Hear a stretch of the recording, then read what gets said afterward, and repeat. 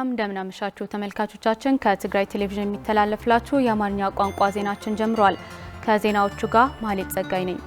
በቅድሚያ በዝቅተኛ የኑሮ ደረጃ ለሚገኙ ማህበረሰብ ዘላቂ የሆነ ለውጥ ለማምጣት እየሰራ መሆኑን የትግራይ ግብርናና ተፈጥሮ ሀብት ቢሮ ገለጸ። ቢሮው በዘላቂ የኑሮ ማሻሻል ዙሪያ ከሚመለከታቸው አጋር ድርጅቶች ጋር ተወያይቷል። ለተስፋይ ታደሰ ዘገባ ፉርቱና ገብሩ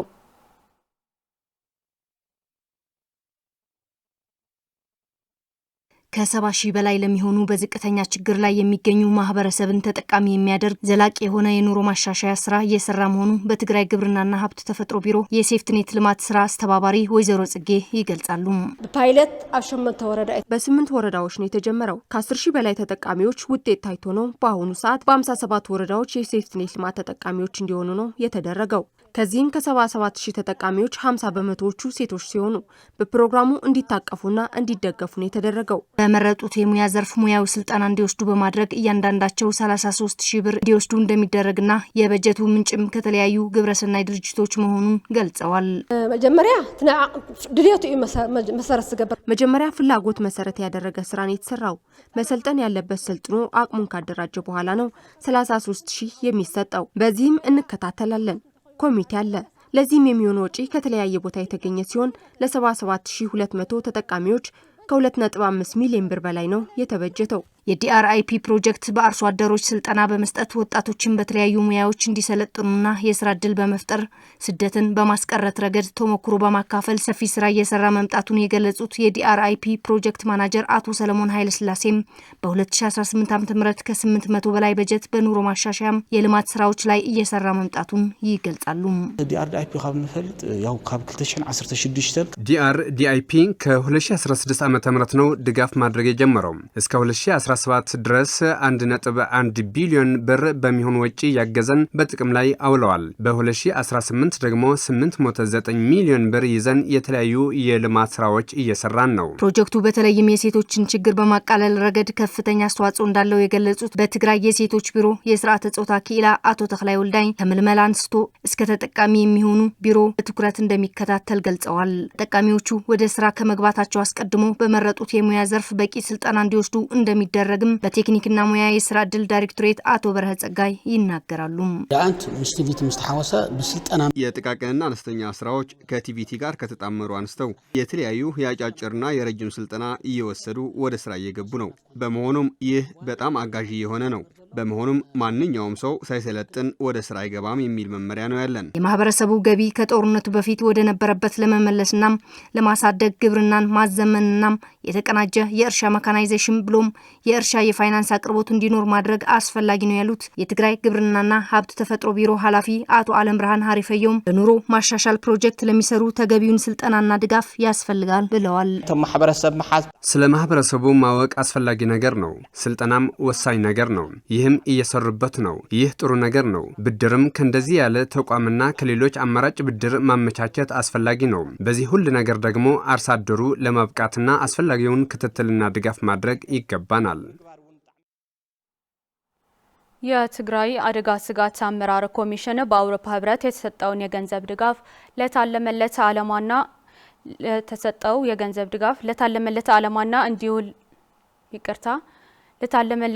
እንዲውልና ለፕሮጀክቱ ስኬታማነት ተገቢውን ትኩረት እንዲሰጠው ተጠየቀም።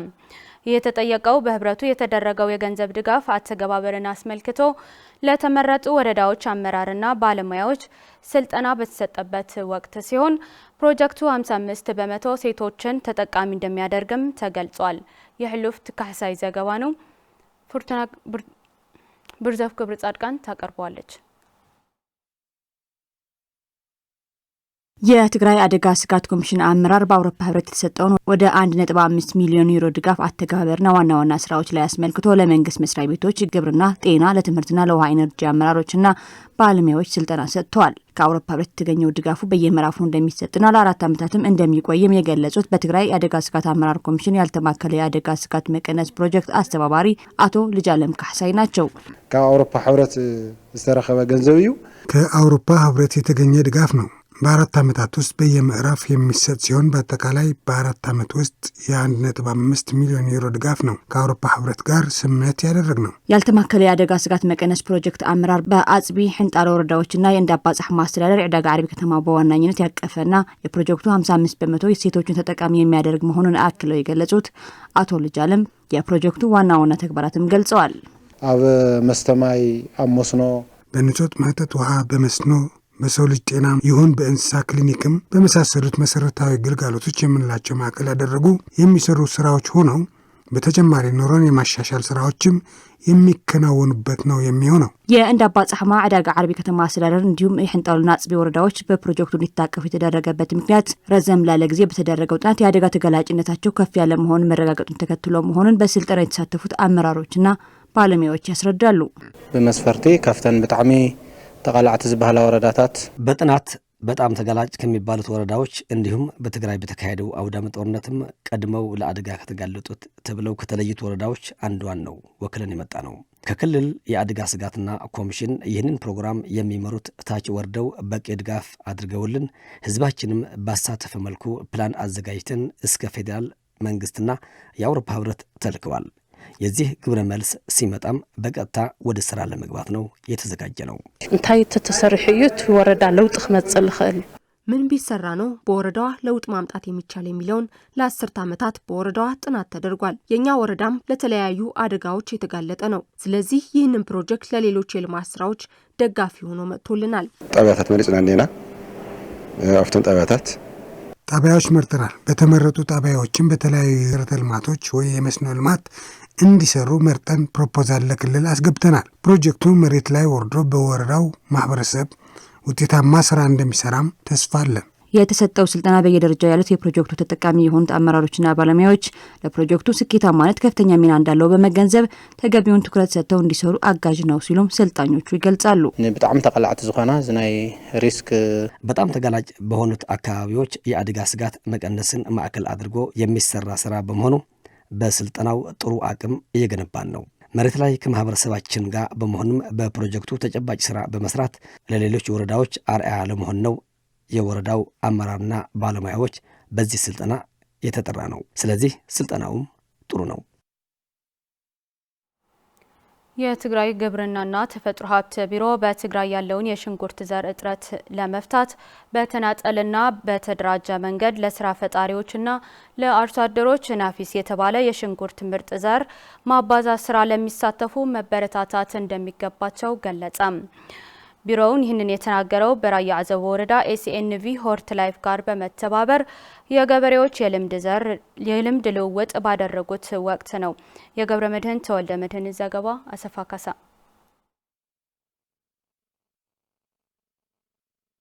ናኦድ ገብረስላሴ የተባለ ባለሀብት ከኒዘርላንድ የልማት ተቋም ኤስኤንቪ ሆርት ላይፍ ጋር በመተባበር በራያ አዘቦ ወረዳ ናፊስ የተባለ የሽንኩርት ዘር በማባዛት በመስኖ ልማት ተግባራት ላይ ከአርሶ አደሮች ጋር የልምድ ልውውጥ በማድረግ ለ300 አርሶ አደሮች ተጠቃሚ ለማድረግና ለ80 ወጣቶች ጊዜያዊና ቋሚ የስራ ዕድሎች በመፍጠራቸው ተናግረዋል። هنا زي بSNV 4% حاجز بمقبار جمرنا ሕርሻ ኮይኑ ይህ የእርሻ ስራ ኤስኤንኤንቪ ፕሮጀክት 40 በመቶ ባደረገልን ድጋፍ መሰረት ምርጥ ዘር አምርተን ለአርሶ አደሩ ማከፋፈል ግዴታ ስላለብን በፍትሃዊ ዋጋ ለማከፋፈል እየሰራን ነው። የዛሬ የስራ ጉብኝት አርሶ አደሩ በዚህ ስራ ግንዛቤ እንዲኖረውና እኛም ገበያችን ለማስፋት ያደረግነው ነበር።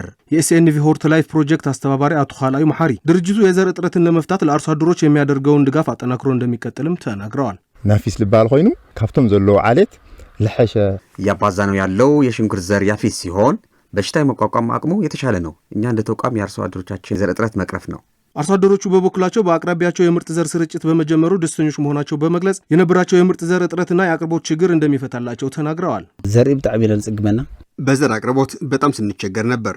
አሁን ግን በአቅራቢዎች ልናገኝ ይሆናል ብለን ተስፋ እናደርጋለን። በዋጋም የተሻለ ይሆናል ብለን ነው የምናስበው።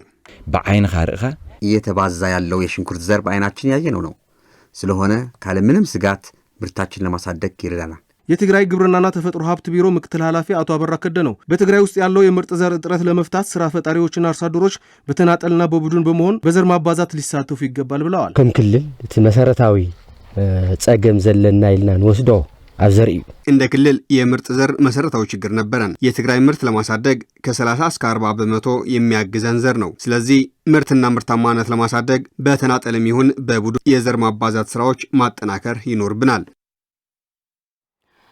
የኢትዮጵያ ቀይ መስቀል ማህበር ከአውሮፓ ህብረት ያገኘውን የገንዘብ ድጋፍ በትግራይ ማዕከላዊ ዞን በአበርገሌ የጭላ ወረዳ ተደጋጋሚ ድርቅ የሚያጠቃቸው 3 ቀበሌዎች ድጋፍ ማድረጉን አስታወቀም።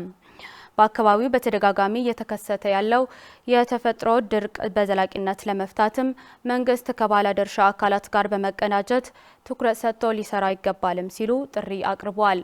ፍሬህይወት ወልደመድህን ተጨማሪ አላት። የኢትዮጵያ ቀይ መስቀል ማህበር ከአውሮፓ ህብረት ከኔዘርላንድና ከስዊድን ቀይ መስቀል ጋር በመተባበር በትግራይ ማዕከላዊ ዞን በአበርገሌ ጭላ ወረዳ ለሚገኙ 2 ቀበሌዎች ከ12 ሚሊዮን ብር በላይ የገንዘብ ድጋፍ አድርጓል። ድጋፍ የተደረገላቸው የቀበሌዋ ነዋሪዎች በበኩላቸውም ቆላማ የሚባል አካባቢ በመሆኑ በተደጋጋሚ ድርቅ እንደሚከሰትና በዚህም ለከፍተኛ ችግር እንደሚጋለጡ በመግለጽ ይህንን በመመልከትም ለተደረገው ድጋፍ አመስግነዋል። ኣብዚ ከባቢ ለሎ ጸገማ ድርቂ ዘለዓለም ታይሞ እዩ ሕልፈት ላይ ሁሉ እዩ ተዓዲ በጸገሚ በድርቂ በዚህ አካባቢ ከፍተኛ የሆነ ድርቅ ይከሰታል። በቂ የሆነ ዝናብም ሆነ ውሃ የለውም። በዚህም ችግር ላይ ነን። ይህንን በመገንዘብም የቀይ መስቀል የገንዘብ ድጋፍ አድርጎልናል። ደስም ብሎናል። እናመሰግናለን። ይህ ግን ዘላቂ መፍትሄ አይደለም። ትኩረት ሊደረግበት ይገባል። ከመል ድሕቁቅሩ ለሐዘን ይራቀው በሊው በክረምት ወቅት ትንሽ እህል አርሶ ያስገባ ገበሬ እህሉን እየበላ ይገኛል። እንደኛ አይነቱ በቂ ምርት ያላስገባ ደግሞ ይኸው ከቀይ መስቀል የምትሰጠው ገንዘብ ተጠቅሞ እየገዛ ይመገባል። እየተደረገልን ባለው ድጋፍ ግን ከልብ እናመሰግናለን። ቅንዩ ሞሊ ግን መሰለ መንግስት ታውዘው ለሐናና እንደኛ አይነት አቅመ ደካማና ሽማግሌዎች ላይ ደግሞ ችግሩ የከፋ ይሆናል። በዚህም ነው ድጋፍ እያደረገልን ያለው። ከልብም እናመሰግናለን። የአበርገሌ የጭላ ወረዳ አመራር የሆኑት አቶ አብርሃሌ ወልዴ እንደሚገልጹት በወረዳዋ ከሚገኙ ቀበሌዎች መካከል በ4ቱ ቀበሌዎች የዝናብ እጥረት መከሰቱን ተከትሎ ድርቅ መከሰቱን በመግለጽ ይህንንም በመገንዘብ ማህበሩ ላደረገው ድጋፍ አመስግነዋል። የተፈጥሮ ድርቅ በዘላቂነት ለመፍታትም መንግስት ትኩረት ሰጥቶ ሊሰራበት ይገባል ሲሉም ጥሪ አቅርበዋል። መንግስት የምንጠብቀው ያው በጎ አድራጊዎች የተገኙ አንዳንድ እርዳታ ካለ ለነዚህ በተለይ ደግሞ ለነዚህ 5 ቀበሌዎች ያው እዛ ያሉ ሽማግሌዎች አሉ፣ አካል ጉዳተኛም አሉ፣ ያው እናት አባት የሌላቸው ህፃናትም አሉ። ለነሱ እንዲደርስልን ያው እሱንም እናስተላልፈው ማለት ነው። ያው በእኛ ግን ያው በመስኖ ያው በራሳችን ሰብስበን ከህብረተሰቡ ሰብስበን ያው እርስ ለራሳችን በምንረዳበት ምክንያት ያው እየጣርን ያለ ነው ማለት ነው። በኢትዮጵያ ቀይ መስቀል ማህበር የበጀትና ክፍያ ክፍል ኃላፊ የሆኑት አቶ ኤፍሬም አማረ ድጋፉ በወረዳዋ በ3 ቀበሌዎች ለ1500 የቤተሰብ አስተዳዳሪዎች የተደረገ መሆኑን በመግለጽ በድምሩም ከ18 ሚሊዮን ብር በላይ የገንዘብ ድጋፍ መደረጉን ተናግረዋል። በወረዳው ወደ 18 ሚሊዮን 50 ሺህ ብር አካባቢ ለአንድ ቤተሰብ 12050 ብር እየሰጠን እንገኛለን። ያው ችግሩ በጣም ከፍተኛ ነው። በረሃ ነው። ውሃ የሚባል ነገር የለም። እኔ እንጃ ሰው እንዴት እንደሚተዳደር በምን እንደሚተዳደር እኔ እንጃ። በጣም ከባድ ነው። በጣም ከባድ ስለሆነ ቀጣይነት ያለው ይመስለኛል እርዳታ እንጂ ያለበለዚያ ሰው ችግር ላይ ነው ያለው። በኢትዮጵያ ቀይ መስቀል ማህበር የመቀለ ቅርንጫፍ የፕሮጀክቱ አስተባባሪ አቶ አባዲ ኪሮስ በበኩላቸው ድጋፉ በድርቅ ለተጎዱ ወገኖች እየተደረገ ያለ ሲሆን ቀጣይነት እንዳለውም ገልጸዋል። ዜናዎቻችን እየቀጠሉ ናቸው ተመልካቾቻችን። አሁን ደግሞ ከውጭ ወደ ያዝናቸው ዜናዎች እናልፋለን። የአሜሪካው ፕሬዝዳንት ዶናልድ ትራምፕ የቬንዙዌላዊ መሪ ኒኮላስ ማዱሮን መያዛቸው የቬንዙዌላ ጎረቤቶች ጥቃቱን ሲያወግዙት የማዱሮ የረዥም ጊዜ አጋር የሆኑት ቻይናና ሩሲያም እርምጃው ተቃውመዋል። በአንጻሩ የዩናይትድ ኪንግደም ጠቅላይ ሚኒስትር ኬር ስታርመር መንግስታቸው ለማዱሮ አገዛዝ እንባ እንደሚያፈስ ሲናገሩ፣ የፈረንሳይ ፕሬዝዳንት ኢማኑኤል ማክሮ ደግሞ የሽግግር ሂደቱ ሰላማዊና ዲሞክራሲያዊ ሊሆን ይገባል ሲሉ በኤክስ ገጻቸው ጽፏል። ለቢቢሲ ዘገባ ፍሬህይወት ወልደመድህን። አርብ ለቅዳሜ አጥቢያ ከእኩለ ሌሊት በኋላ የአሜሪካ ዴልታ ፎርስ ኮማንዶዎች በቬንዙዌላ ዘመቻ ከፍተው ፍንዳታዎችና የሄሊኮፕተሮች ድምጽ በዋና ከተማዋ ካራካስ ውስጥ ከተሰማ ከሰዓታት በኋላ ለወራት ሲብላላ የነበረው የትራምፕና የማዱሮ ውዝግብ ፍጻሜ በሌላ መልክ ቀጥሏል።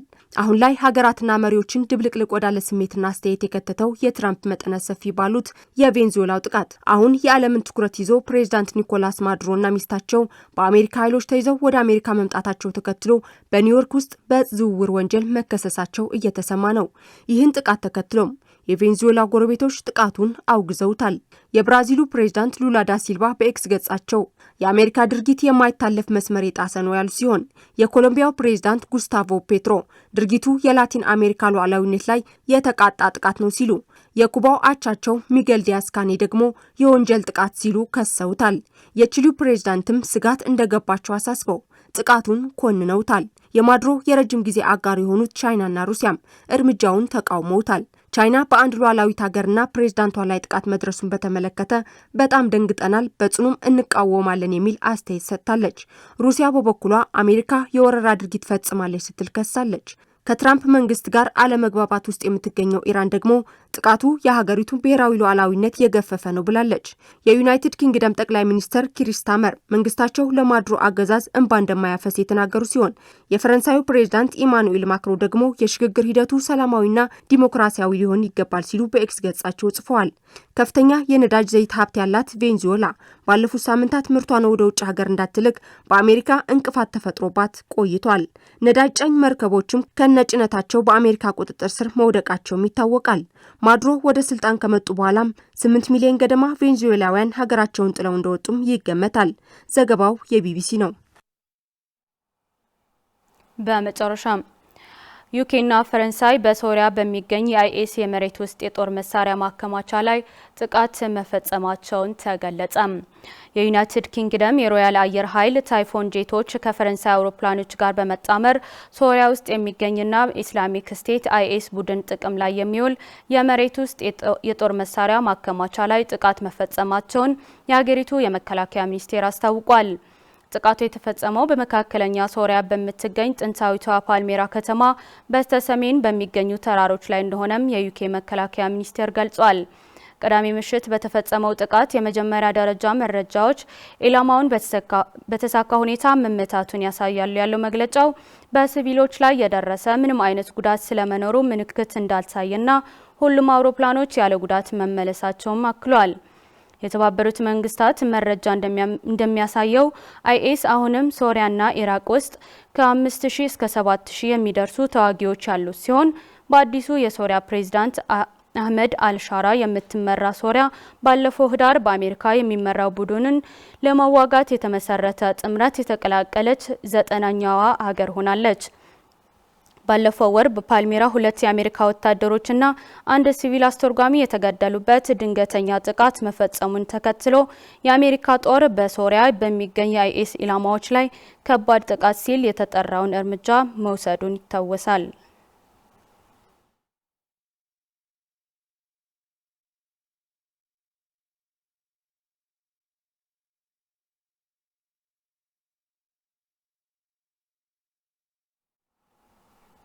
ዜናዎቻችን እነዚህ ናቸው። አብራችሁን ስለነበራችሁ እናመሰግናለን።